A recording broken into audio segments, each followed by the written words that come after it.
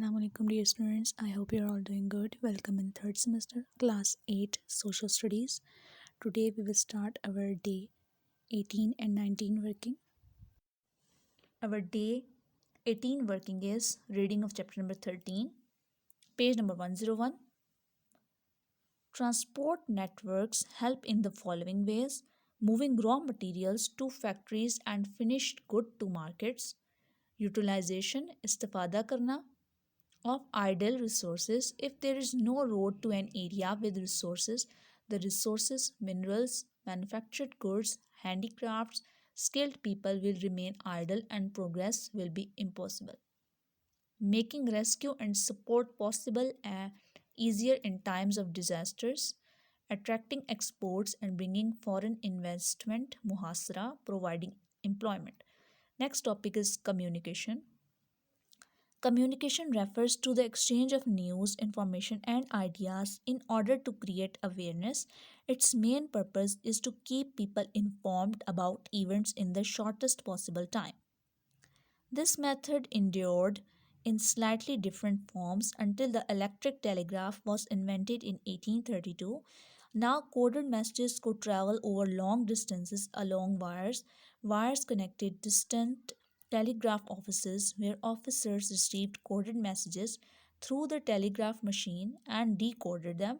The system soon grew to connect towns and cities even across continents. Page 102. The advent Ahmad Yagas of satellite communication in the 1950s improved all these services. Satellite radio and television broadcast connected areas over long distances and covered places previously unreached by cables. Nowadays, a television set in a house can also receive satellite telecasts directly through cable networks. Hundreds of channels are available to viewers according to their preferences. People now have round the clock access to news and coverage of events happening in remote places. The next stage in the telecommunication revolution occurred when people felt that if it was possible to have a telephone connection wherever you were, there was also a great deal of other information to which one might need immediate.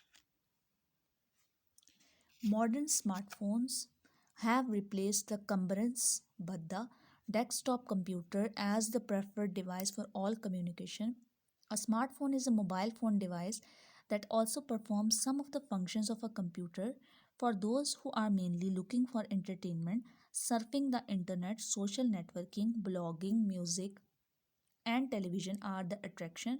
For other consumers, खर्च करने वाले या office based applications, email and synchronized बर वक्त मुताबिकत करना, address book and calendar provide vital round the clock links to their businesses. Advantages and risks related to communication. Advantages of communication: keeps people updated and informed, helps businessmen and other professionals to make timely decisions, helps in enforcing laws, lagu karna. We learn about people, events, and cultures. This brings us closer to the rest of the world. It helps us to compare and relate our own lives to those of others and measure progress. It keeps people abreast, humkadam, of progress and development work. Risks related to communication. Unchecked communication can cause many problems for our society. Communication can brainwash individuals and affect their way of thinking. People can be exposed to wrong attitudes and habits and can be tempted, asmana, to choose a harmful way of life. The communication of too much negative information can create lack of hope. We have completed the reading of this chapter. Now we will start our day 19 working. Today we will start chapter number 17, Human Rights, Insani Hakook, words meanings. Our first word is accordance, ke mutabik. Advocate means tajweez ya tehreek. Compassionate, Hamdard. Authoritative, hakimana. Charter, sanad dena. Atrocities, zulm, barbariyat. Adequate, मौजू.